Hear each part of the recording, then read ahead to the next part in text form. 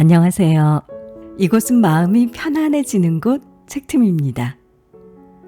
사소한 말 한마디로 우리의 이미지가 한순간에 결정되고 인간관계를 더 이어갈지 말지 고민이 되기도 합니다.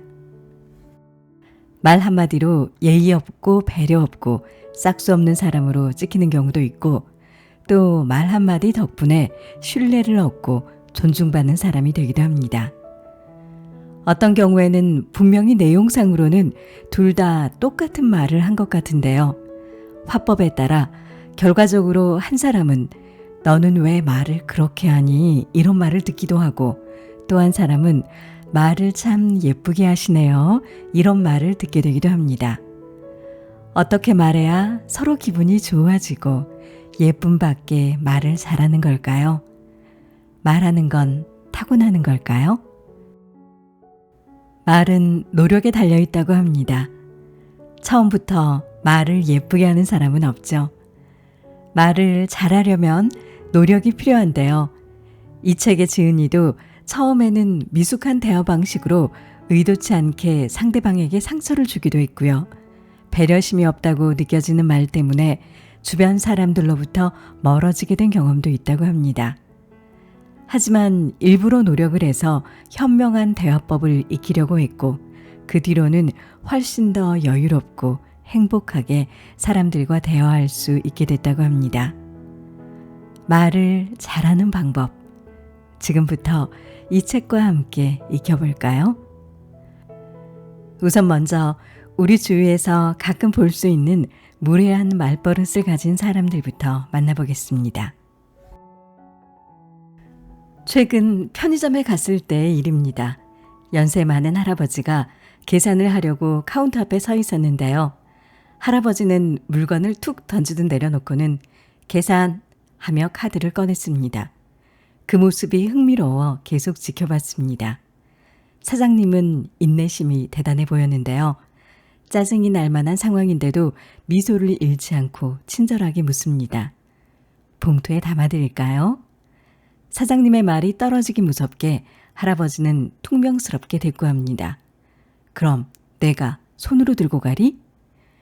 마치 한 편의 잘 짜인 각본 같았습니다. 친절한 사장님과 무례한 할아버지의 이야기. 하지만 인생을 살다 보면 이렇게 무례한 사람들을 꽤 자주 만날 수 있습니다. 그리고 그런 사람들 주변에는 어김없이 비슷한 사람들이 모여 있습니다. 한 여론조사 회사에서 20대에서 60대 성인 남녀 5,051명을 대상으로 설문조사를 했습니다. 나는 예의 바른 사람이라고 생각하는가요? 이런 질문에 그렇다는 대답이 48.3%였고 아니다라는 대답은 7.7%에 불과했습니다. 반면 평균적으로 남들은 예의 바르다고 생각하시는가요? 이런 질문에 대해서는 그렇다가 28.9%로 낮게 나왔습니다. 이 말인즉슨 상당수의 무례한 사람들은 자신이 무례한 줄 모르거나 자신이 무례한 행동을 하는 데는 정당한 이유가 있다고 생각한다는 의미입니다. 주변을 돌아보면 그런 사람들이 굉장히 많습니다. 식당에서 갑질을 당했다고 식당 주인을 무릎을 꿇리면서 사과하게 만드는 사람들이 있는데요. 하지만 나중에 알고 보면 부당한 요구를 거절했을 뿐입니다. 누군가에게 큰 상처를 주고도 장난인데 왜 그렇게 민감하게 받아들이세요? 이러면서 도리어 상대방을 좀생이로 만들어버리는 태도도 있습니다. 이렇게 객관화가 안 돼 있는 사람들이 자주 하는 말이 있죠. 장난인데 뭘 그렇게 화를 내세요? 하지만 정작 본인이 그런 일을 당하면 불같이 화를 냅니다. 존중받지 못한다고 느끼고 상대방이 무례한 말투를 써서 본인을 불쾌하게 만들었다고 여기는 거죠. 전형적인 내로남불 유형입니다. 자신에게는 한없이 관대하고 상대방에게는 한없이 엄격한 이런 유형들이 짜증나는 이유는 스스로가 저지른 무례함은 기억하지 않고 자신이 당한 것들만 기억 속에 차곡차곡 쌓아두기 때문이죠.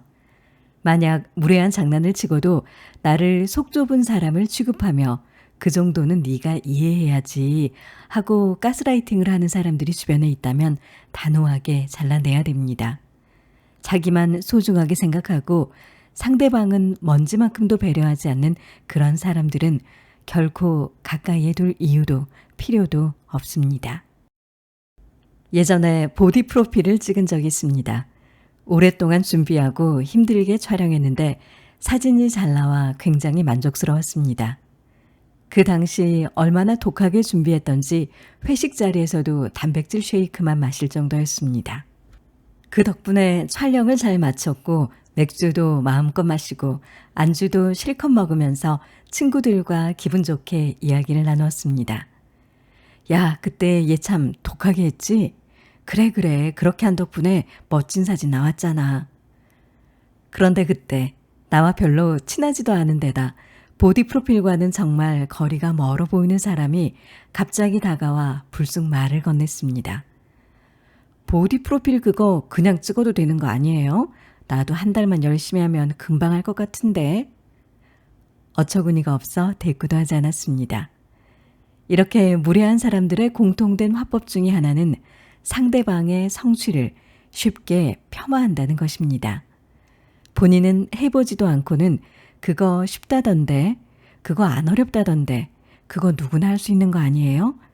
이렇게 입을 모아 상대방의 가치를 깎아내립니다. 사실 방구석에서는 누구나 빌 게이츠가 될 수 있고 일론 머스크가 될 수 있습니다. 중요한 건 실행한 뒤에 성과로 보여주는 것이죠. 주변에 이런 화법을 쓰는 사람들이 있다면 그냥 화내기보다는 측은하고 불쌍하게 생각하는 게 좋습니다. 어떻게든 관심을 받고 싶은 거라고 여기고 삶이 꽤 힘든 모양이라고 여기면서 어깨를 툭툭 쳐주고 위로해 주는 게 속편합니다. 그러면 당신이 화를 낼 거라고 생각했던 그들은 무척 당황할 것입니다. 처음 만난 자리에서 성형을 꽤 많이 하셨네요. 얼굴이 너무 크신데요? 생각보다 나이가 많으시다. 이런 식으로 상대방을 마구 깎아내리는 사람들이 있습니다. 엄청나게 무례한 말을 너무 당연하게 하는 바람에 당사자도 황당해할 정도입니다. 그런데 그 사람들이 늘 하는 말이 있었습니다. 나는 뒤에서 딴 얘기 안 해요. 무례한 사람들이 자신을 보호하는 하나의 장치는 바로 이 말. 나는 그냥 앞에서 솔직하게 말하지 뒤에서 딴 얘기는 안 한다니까요. 그런데 이 말 자체가 굉장히 무례합니다. 솔직할 때가 있고 솔직하지 않아야 할 때가 있는데 사리 분별 못하고 나이 먹어서도 눈치라고는 없는 굉장히 어리석은 사람들입니다.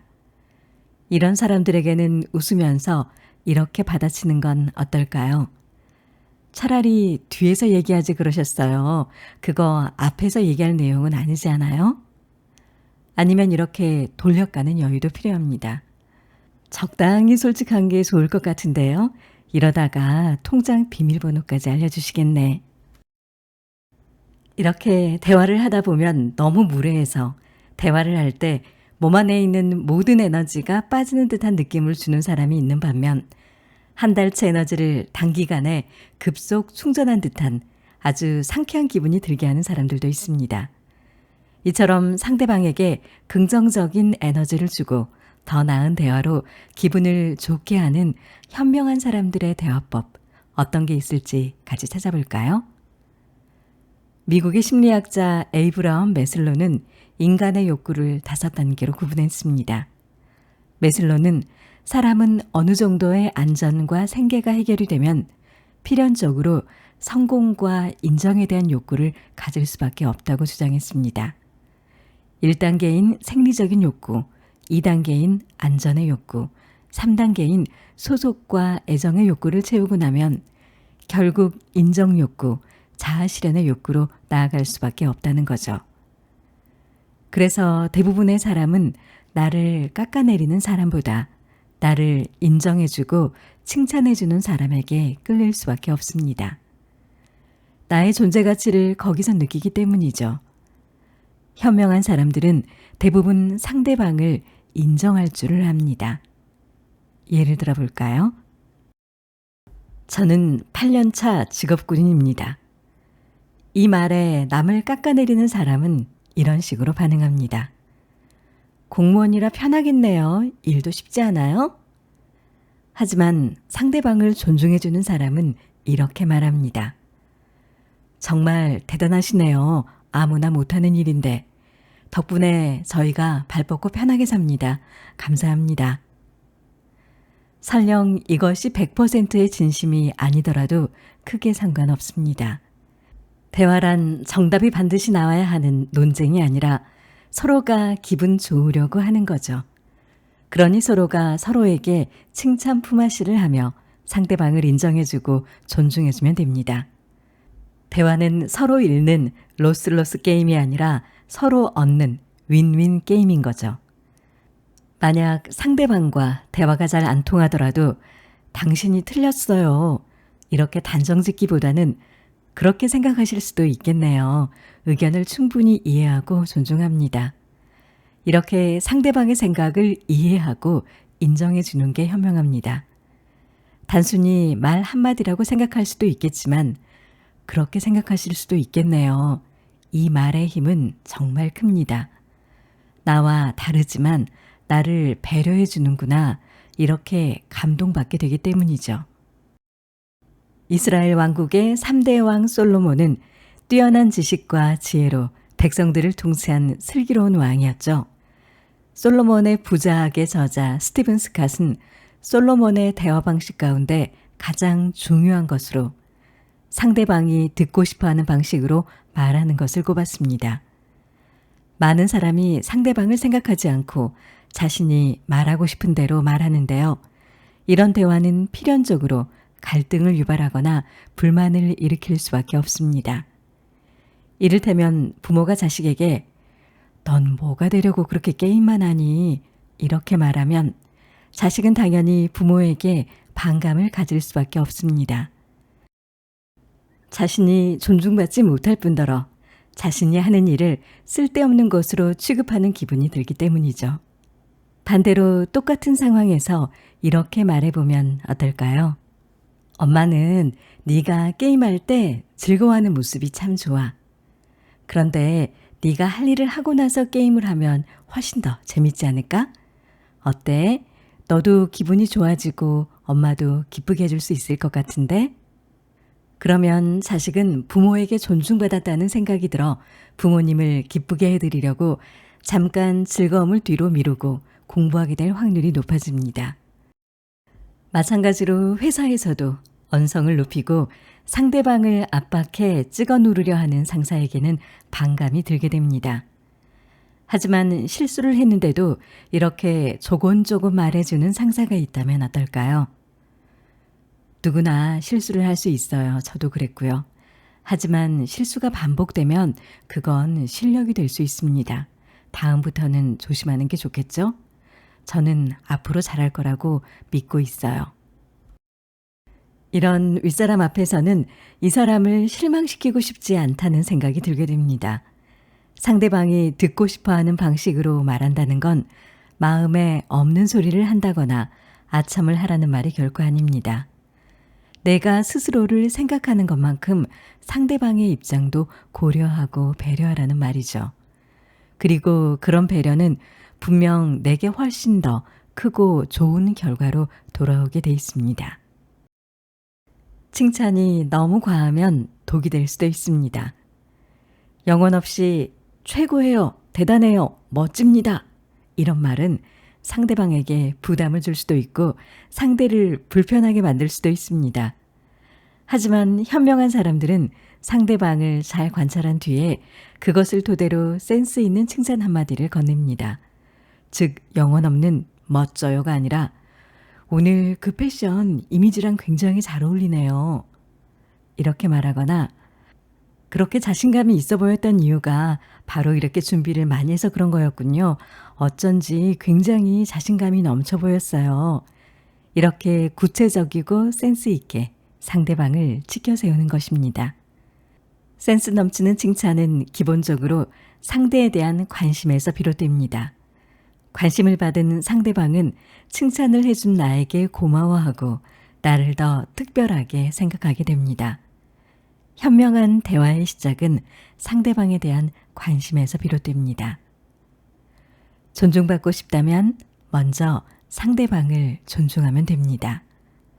관심을 받고 싶다면 먼저 상대방에게 관심을 가지면 됩니다. 함께 있을 때 편한 사람을 만나고 싶다면 먼저 내가 상대방을 편안하게 해주려고 노력하면 됩니다. 현명한 대화는 거창하지 않고요.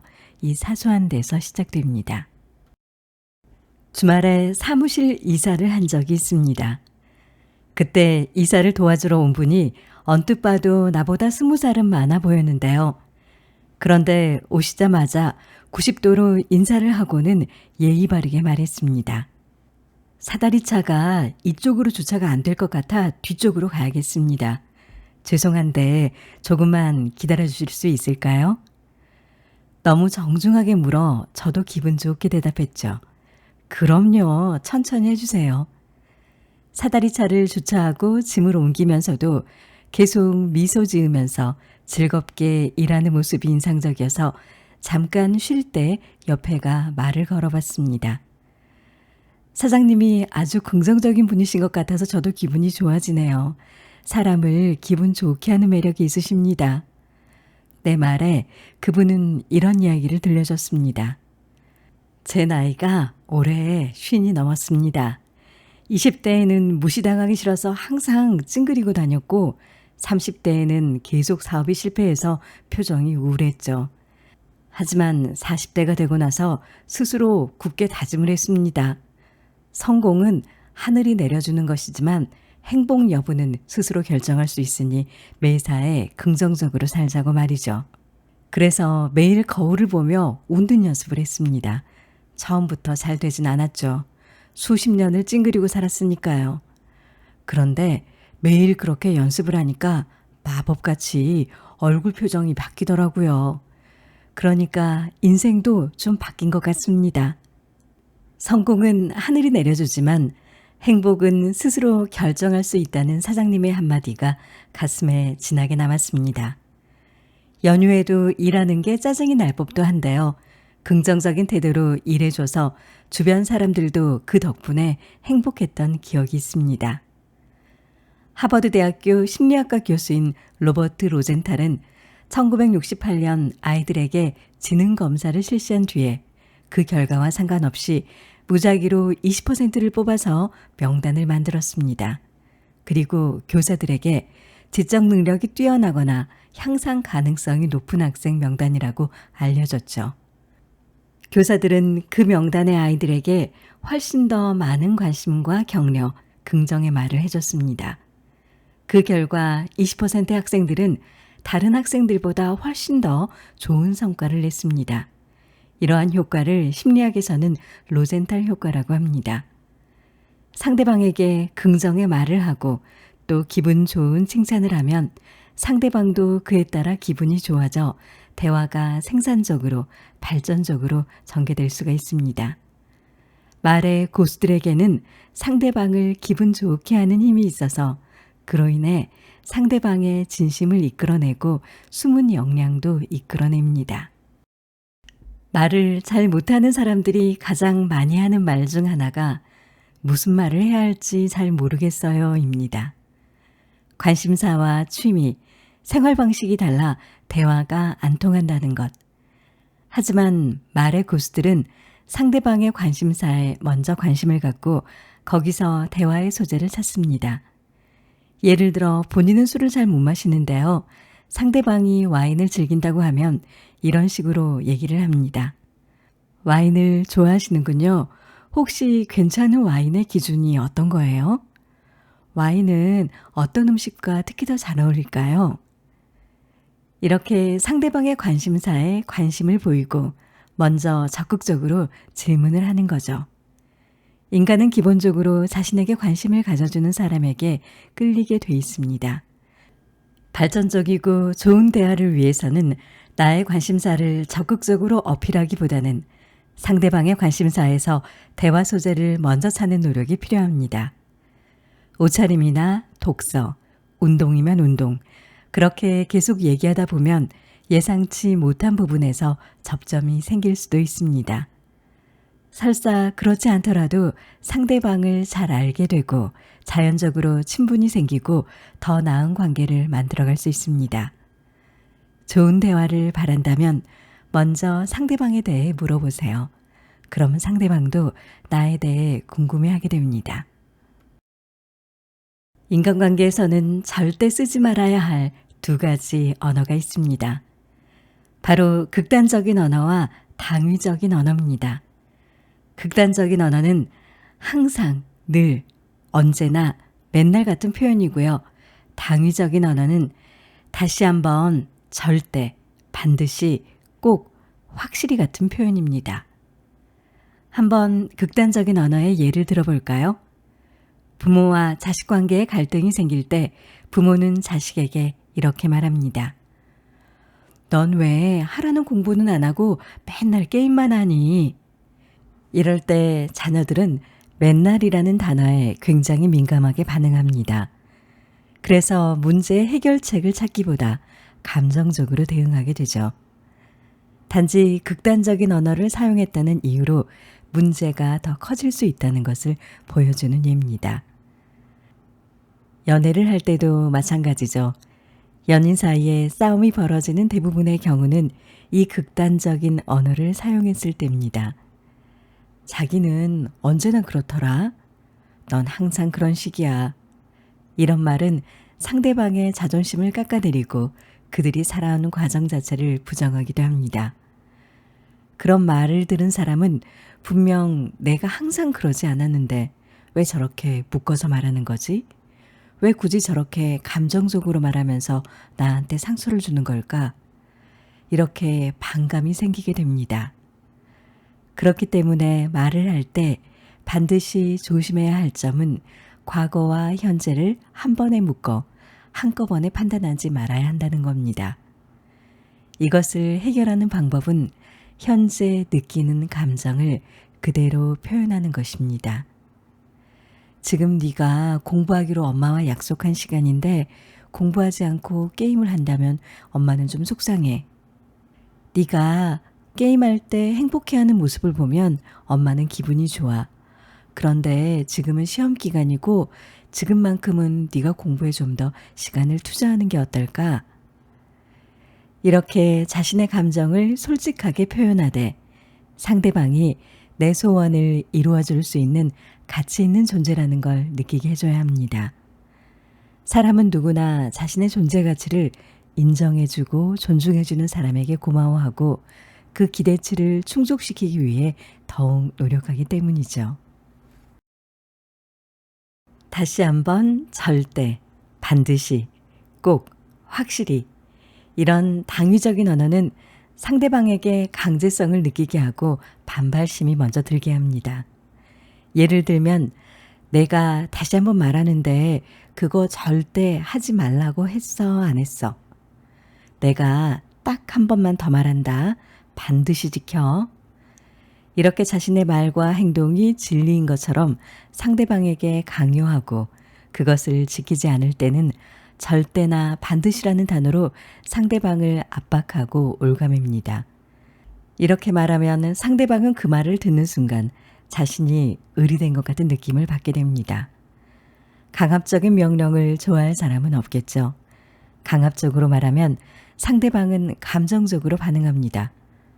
하면 어쩔 건데. 그렇게 말한다고 내가 그거 안 해야 돼? 그래서 자칫하면 정말 큰 싸움으로 번지게 되죠. 당위적인 언어의 문제점을 해결하기 위해서는 말을 훨씬 부드럽게 해야 합니다. 네가 그런 행동이나 말을 할 때 나는 불편한 감정을 느껴. 이 부분에 대해 어떻게 하는 게 좋을까? 우리가 계속 좋은 관계를 유지하려면 그 부분에 대해서 개선이 필요할 것 같아. 넌 어떻게 생각해? 이런 식으로 명령문을 권유나 의무문으로 바꾸고 주도권을 넘겨주면 상대방은 이 말을 듣고 한 번 더 자신을 돌아보고 이것에 대해 생각하게 됩니다. 단어 하나만 바꿔도 대화의 분위기는 180도 달라지고 나에 대한 상대방의 태도도 완전히 변하게 됩니다. 지금 내가 쓰는 단어를 하나하나 점검해 보면서 나도 모르게 습관적으로 상대방에게 내 의견을 강요하는 강압적인 단어를 쓰지는 않았는지, 나도 모르게 습관적으로 상대를 평가하고 재단하지는 않았는지 생각해 볼 필요가 있습니다. 단어를 바꾸면 말투가 바뀌고, 말투가 바뀌면 관계가 바뀌고, 관계가 바뀌면 운명이 바뀝니다.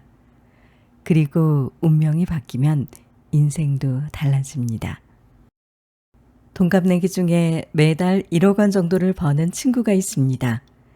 30대 초반의 나이에 그 정도의 수익을 얻기가 정말 힘든다는 걸 알기 때문에 친구지만 진심으로 존경하는데요. 이 친구를 만나다 보면 정말 많은 걸 배우게 됩니다.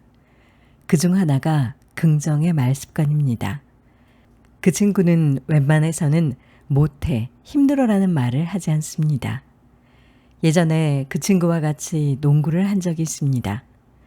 나는 그래도 10년 넘게 농구를 했고 대회도 많이 나가본 터라 농구가 더없이 친숙하고 편한데요.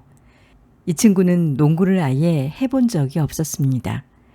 당연히 농구가 어색하고 힘들었을 텐데요. 같이 할래라는 말에 이 친구는 네가 조금만 알려준다면 나도 할 수 있어 라고 말했던 기억이 납니다. 사소한 걸 보면 그 사람의 모든 것을 알 수 있다는 말처럼 나는 이 사람이 어떻게 성공할 수 있었는지 아주 명확히 알 수 있었습니다. 서던 덴마크 대학교 연구진이 말투의 중요성에 대해 재미있는 실험을 했는데요. 연구진은 참가자들을 세 그룹으로 나눠 실험을 진행했습니다. A그룹은 긍정적인 말로 실험 내용을 설명했고 B그룹은 부정적인 말로 실험 내용을 설명했고요. 마지막으로 C그룹에게는 실험을 하기 전에 참가자들에게 근육 운동을 하게 했습니다. 그 결과 A그룹은 되퇴근의 내성이 22%나 향상됐지만 B그룹은 내성이 4% 떨어진 데다 심한 근육통도 생겼습니다. 부정적인 말이 마음을 약하게 만들 뿐만 아니라 몸과 통증 감각에도 영향을 끼친다는 걸 보여주는 결과입니다. 긍정적인 사고나 표현이 생각만큼 잘 되지 않더라도 최소한 부정적인 언어는 쓰지 않도록 노력해야겠습니다. 난 못해, 나 같은 게 뭐라고, 이런 자학적인 말 대신에 되도록 긍정적인 표현, 긍정적인 사고로 바꿔보면 어떨까요? 낙관적인 사람은 매사를 긍정적으로 생각하고 그 생각은 또한 그의 인생을 긍정적으로 바꿔줍니다. 예를 들어 이렇게 바꿔볼 수 있습니다. 못해라는 말보다는 할 수 있어. 어려워보다는 보람 있어. 바빠. 이 말보다는 알차게 보내고 있어. 피곤해 보다는 열심히 일했어. 시끄럽다 보다는 활기차고 개성 있다. 아주 사소해 보일 수 있는 이런 긍정의 언어가 우리의 인생을 바꾸고 또 훨씬 더 좋은 기회를 가져옵니다. 세계적인 동기부여가 토니 로빈스는 변형 어휘라는 개념을 이야기했습니다. 이것은 내가 어떤 단어를 쓰느냐에 따라 내 기분이 확연히 달라진다는 겁니다. 예를 들어 짜증나는 상황에서 누군가는 역같네 이렇게 말할 것이고 또 누군가는 조금 아쉽네 이렇게 말할 겁니다. 그때 역같네라고 말한 사람은 진짜 기분이 그렇게 변하고 또 조금 아쉽네라고 말한 사람은 진짜 아쉬운 기분에서 그칩니다. 이처럼 어떤 단어를 쓰고 어떤 말을 하느냐에 따라 우리의 하루는 행복해지기도 하고 불행해지기도 합니다. 이 기분은 쌓이고 쌓여 하루를 만들고 1년을 만들고 그리고 인생을 결정짓습니다. 그렇기 때문에 자신이 쓰는 말을 반드시 점검해 볼 필요가 있습니다. 그리고 웬만하면 긍정적으로 말하기 위해서 노력을 하는 게 좋습니다. 내가 쓰는 말이 곧 나를 보여줍니다. 그렇다면 이번에는 상위 1% 부자들의 대화법도 알아볼까요? 고대 그리스의 철학자 아리스토텔레스는 니코마코스 윤리학에서 설득의 수단으로 로고스, 파토스, 에토스를 꼽았습니다. 로고스는 논리를 말하죠. 객관적인 사실이나 논리적인 근거를 바탕으로 주장을 하면서 상대를 설득시키는 것입니다. 예를 들면 자신이 어떻게 생각하느냐에 따라 행복해질 수도 있고 불행해질 수도 있습니다. 하버드 대학교 심리학과에서는 하버드 대학생 856명을 대상으로 어떤 것이 행복인가라고 설문조사를 했습니다. 놀랍게도 불과 15%만이 돈이 많은 것을 택했고요. 32%의 학생이 마음가짐이라고 답했습니다. 이처럼 돈이 아무리 많아도 불행할 수 있고 또 기본적인 의식주만 해결돼도 충분히 행복할 수 있습니다. 예를 든 것처럼 로고스는 대개 이런 식으로 이루어집니다. 공신력이 있는 사람들의 이야기, 검증된 연구 결과를 토대로 자신이 말하고자 하는 바를 강하게 짚고 넘어가는 거죠. 부자들은 대개 상당히 객관적이고 또 그들의 말에는 논리가 있고 공신력도 있습니다. 그들은 대화를 할 때 상대방을 설득하고 또 그로 인해 상대방이 자신을 신뢰하게 하면서 또 다른 기회를 만들어내거나 좋은 인연을 만들어갑니다. 에토스는 품성이나 품격에서 나오는 인간적인 신뢰감을 말합니다. 말하는 사람의 외면, 카리스마, 그 사람이 쌓아온 스펙 같은 거죠. 아리스토텔레스는 굉장히 매력적인 사람이 어떤 주장을 하면 그에 대한 반론이 아무리 논리적이거나 심리를 자극해도 이길 수가 없다고 말했습니다. 예를 들면 차미스를 광고하는 아이유를 보면서 나도 모르게 집에 가는 길에 소주를 사간다거나 애플에 대한 무한한 신뢰감으로 업그레이드가 아닌 엽그레이드를 하더라도 아무것도 묻지도 따지지도 않고 아이폰을 구매하는 것이 이런 것에 해당합니다. 그래서 부자들은 기본적으로 말을 할 때 과하지 않게 스스로를 어필하는 데 특화가 돼 있습니다. 처음 만났을 때 자신이 어떤 사람인지 깔끔하게 밝히거나 대화 도중에 담백하게 이야기하죠. 안녕하세요. 온라인으로 반려동물 간식숍을 운영 중인 누구누구입니다. 안녕하세요. 현재 온라인 쇼핑몰 사업을 하고 있는 누구누구입니다.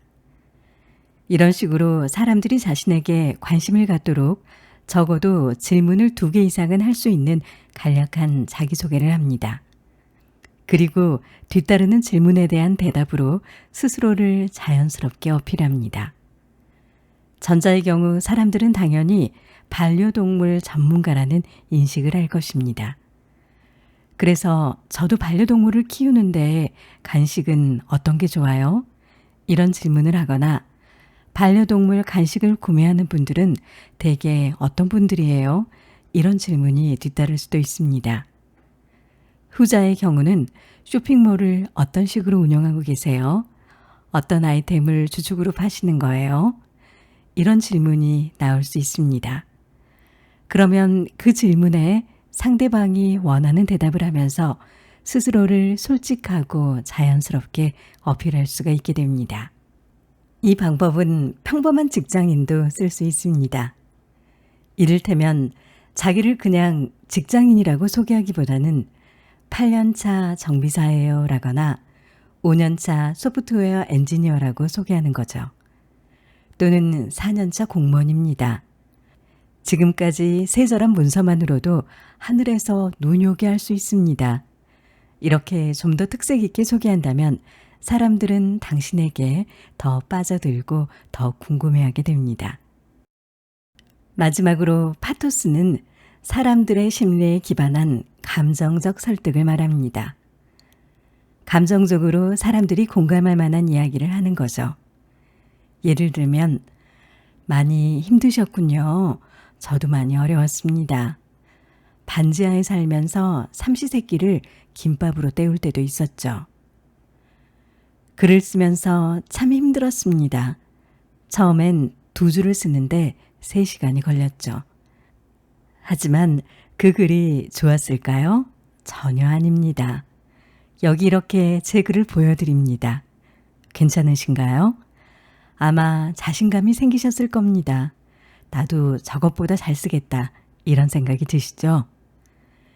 이렇게 사람들을 감정적으로 건드리고 공감할 만한 소재를 다루는 게 바로 파토스입니다.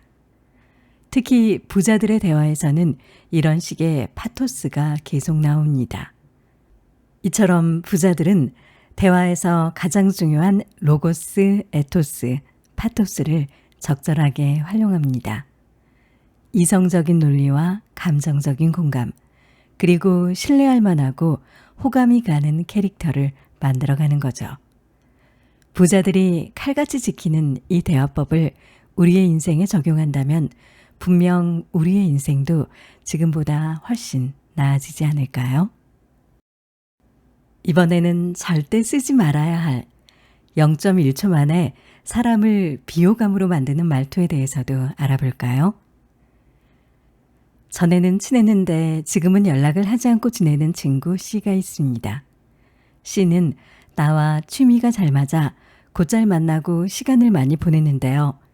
친해지면서 점점 안 좋은 모습이 보이기 시작합니다. 나는 그 당시에는 C에게 정이 들었고 그러다 보니 친구가 더 나은 사람이 됐으면 하는 마음에 이런 부분은 조금 바꾸면 좋지 않을까 이런 식으로 권유를 했는데요. 그때마다 C가 항상 하는 말이 있었습니다. 나 원래 그래. 이 말은 한순간에 관계의 가능성을 닫아버립니다. 발전 가능성을 열어두어 상대방에게 괜찮은 사람이라는 느낌을 주는 게 아니라 이 사람한테는 더 이상 얘기해봤자 아무 소용이 없겠구나 이런 느낌을 줍니다. 사실 원래 그렇다고 하면 별로 할 말이 없습니다. 원래 그렇다는데 무슨 다른 말이나 행동이 필요할까요? 그 말은 그에 대한 호감을 한순간에 비호감으로 바꾸고 더 없는 실망감을 안겨줍니다. 상대방과의 관계를 발전시키고 싶거나 좋은 관계를 유지하고 싶다면 이 말은 절대 쓰지 않는 게 좋습니다. 관계를 망치는 주범이 됩니다. 또 한 가지의 말은 내 말이 맞았지입니다. SNS를 보면 굉장히 재미있는 경향이 눈에 들어옵니다. 가끔 인스타그램에 주식이나 코인에 대한 수익을 인증하는 사람들이 있는데요. 대부분 불장일 때 수로 인증을 합니다. 거봐, 내가 이 주식 오를 거랬지? 이 코인이 떡상한다니까 안 올라갈 수가 없어. 이런 식으로 자신의 성견 지명을 자랑하던 사람들은 폭락장에서는 귀신같이 사라집니다. 또 이렇게 결과론에 스스로를 꿰맞추는 사람들은 인간관계에서도 똑같은 태도를 취합니다. 즉, 맞으면 내가 잘해서고 아니면 그만이다. 누군가가 이유 없이 싫다고 해서 왜 싫냐고 물으면 그냥이라고 합니다. 그러다가 간혹 그 누군가가 싫어질 때가 있는데 그러면 영락없이 이런 말로 꿰맞춥니다. 거봐, 내 말이 맞았지? 걔 별로라니까. 하지만 그 말을 듣는 사람이 바보가 아닌 이상 그 얕은 내공은 낱낱이 파악할 수 있습니다. 결과론적인 얘기를 누가 못할까요? 결과론적인 얘기를 계속하다 보면 어떤 경우에나 정신승리를 하게 되고 그러다 보면 발전보다는 퇴보만 가져오게 됩니다. 다음으로 쓰지 말아야 할 비호감 말투, 비교하는 말투입니다. 어떤 경우에도 사람 사이의 비교는 금물입니다. 예전에 만나던 애는 이것도 해줬는데 얘는 이렇게 잘하는데 넌 왜 이것밖에 못해? 이런 대화는 상대방의 자존감을 깎아내리고 낮추고 상대방에게 내가 보잘것없는 사람이구나 이런 느낌이 들게 합니다. 대화에서 습관적으로 비교하는 사람들 주변에는 사람들이 별로 없습니다. 당연한 일이겠죠. 누군들 나의 못난 점을 꼬집고 나보다 더 잘하는 상대방과 계속 비교를 하면서 나를 깎아내리는 사람을 좋아할 수가 있을까요? 비교는 오로지 과거의 나와 해야 합니다. 현재의 내가 과거의 나보다 낫다면 그걸로 충분합니다. 다음은 강요하는 말투입니다. 말투 자체에 강요가 가득 담긴 사람들은 상당히 권위적입니다. 명령조의 말투를 듣고 기분이 좋을 사람은 단연코 없습니다. 내가 당신의 반려동물도 아닌데 굳이? 이런 생각과 함께 반감이 들게 됩니다. 이런 강요 말투는 회사에서도 마찬가지입니다. 직급이 높다고 나이가 많다고 해서 상대방에게 이거 하세요, 이거 빨리 해. 이러면 상대방이 존중받지 못한다는 생각이 드는 게 당연합니다. 이럴 때는 이거 해줄 수 있을까요? 이러거나 빨리 처리해야 하는 내용이니까 좀 부탁드릴게요. 이렇게 조금 더 말을 늘어뜨리는 게 좋지 않을까요? 효율적으로 짧게 말하면 1초 정도 아끼겠지만 좀 더 길게 말하되 상대방을 배려하면 훨씬 더 많은 걸 얻을 수 있습니다. 다음은 비꼬는 말투입니다. 네가 그걸 한다고? 그게 돼? 내가 널 아는데? 잘해봐. 어차피 못하겠지만. 내가 뭔가에 도전한다고 했을 때 응원은커녕 재를 부리는 사람들이나 무슨 말을 하든 비꼬기로 화답하는 사람들과 대화를 하다 보면 에너지가 급속하게 떨어지고 불쾌감을 느끼게 됩니다. 예전에 어떤 말을 해도 비꼬는 사람이 있었는데요. 내가 도전을 한다고 하면 그게 되겠냐? 연애를 한다고 하면 금방 다시 돌아오겠네. 일을 한다고 하면 그렇게 일하면서 월급 받는 거 참 신기하다.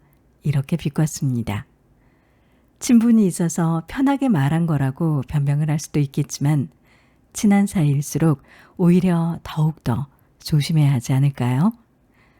건강한 관계를 원한다면 상대방을 배려하고 존중하는 말투여야 합니다. 친하다고 막역한 사이라고 편함을 가장해서 무례한 말투를 뻔뻔하고 자연스럽게 내뱉는다면 상대방도 당신을 딱 그 정도로만 취급하게 됩니다. 친한 사이일수록 더욱 선을 지키고 상대방을 배려해야 합니다. 건강한 관계는 서로에 대한 존중에서 시작됩니다. 인생을 살아가는 과정에서 굉장히 많은 문제들을 만나지만 그 중에서도 가장 압도적인 비율을 차지하는 건 바로 인간관계입니다. 양창순 대인관계연구소에서 조직원을 상대로 조사한 결과 무려 86%의 사람들이 일을 하며 가장 힘든 것은 바로 인간관계라고 답했습니다. 사람들은 기질적으로 맞지 않거나 원만하지 않은 커뮤니케이션, 그리고 지나친 자기주장 때문에 인간관계를 힘들어한다고 대답했습니다. 양창순 마인드앤컴퍼니 대표는 인간관계에는 3R이 있다고 말했는데요. 첫 번째 R은 recognition, 나를 인식하고 알아줬으면 좋겠다는 감정이죠. 우리가 SNS를 통해 스스로를 마음껏 드러내고 사람들에게 보여주는 것도 이것과 일맥상통합니다. 사람들이 나를 인지하고 알아주고 나에게 관심을 가지기를 바라는 감정이죠. 두 번째 R은 respect, 나를 존중해줬으면 하는 감정입니다. 인지하고 인식은 많이 하지만 나를 존중하지 않고 무시한다면 그것은 큰 스트레스를 가져옵니다. 연예인들은 이미지가 실추되는 사건 하나로 하루아침에 극단적인 선택을 하기도 합니다. 누군가는 그런 사소한 일로 왜 극단적인 선택을 하는지 이해할 수 없다고 말하지만 사실 많은 사람에게 존중받지 못하고 무시당하고 손가락질 당하는 기분은 당해보지 않은 사람은 알 수 없습니다. 세 번째 R은 리워드, 내가 한 것에 대해 어떤 식으로든 보상을 받았으면 좋겠다는 심리입니다. 보상에는 크게 내적 보상과 외적 보상이 있는데요. 내적 보상은 목적 달성 그 자체에 내적으로 만족감과 성취감을 가지는 것을 말합니다. 상대방의 진심에서 우러나오는 칭찬이나 행동으로 인해서 자신의 존재 가치를 느끼는 심리입니다. 예를 들어 우리는 상대방이 네가 이걸 해줘 정말 기뻐라고 말할 때 그 사람에게 특히 감동을 받습니다. 마음 깊숙이 인정받은 느낌이 들기 때문이죠. 그래서 더 잘하려고 노력하고 상대방의 기대치를 충족시키기 위해 말하지 않아도 스스로 행동하기 시작합니다. 외적 보상은 물질적인 것입니다. 예를 들어 성적이 오른 아이에게 원하는 휴대전화를 사준다거나 목적을 달성한 나에게 칭찬의 의미로 여행을 선물해주는 행위 같은 걸 말합니다. 이처럼 3R이 충족되지 않으면 우리는 항상 인간관계에서 갈증을 느낍니다. 나를 좀 알아줬으면 좋겠는데, 나를 좀 존중해줬으면 좋겠는데, 성과를 낸 만큼 인정받았으면 좋겠는데, 보상받지 못하고 인정받지 못하는 기분은 상대방과 내 사이를 멀어지게 합니다. 예를 들어 기대치가 20 정도였던 일을 내가 열심히 해 50까지 끌어올렸다고 볼까요? 그런데 그 성과에 대해 너무 잘했어요. 덕분에 정말 좋은 성과가 났어요. 이렇게 칭찬을 해주지는 못할 망정. 더 잘할 수 있는데 90까지도 할 수 있었을 것 같은데 왜 그렇게밖에 못했어? 이렇게 다그친다면 어떻게 될까요? 당연히 3R이 없어지고 그렇게 되면 동기부여나 열정, 동력을 잃어버릴 수밖에 없게 됩니다. 이때 상대방에 대한 섭섭함을 그냥 속으로 사귀면 나만 힘들고 나만 상처받습니다. 그리고 외면했던 감정이 계속해서 스멀스멀 올라와 나를 괴롭히다가 어느 순간 뻥 터질 수 있습니다. 그렇게 걷잡을 수 없게 되기 전에 다음과 같이 자신의 감정을 잘 표현하고 상대방에게 현명하게 전달하는 연습이 필요합니다. 첫 번째, 내 생각을 정확하게 표현해야 한다.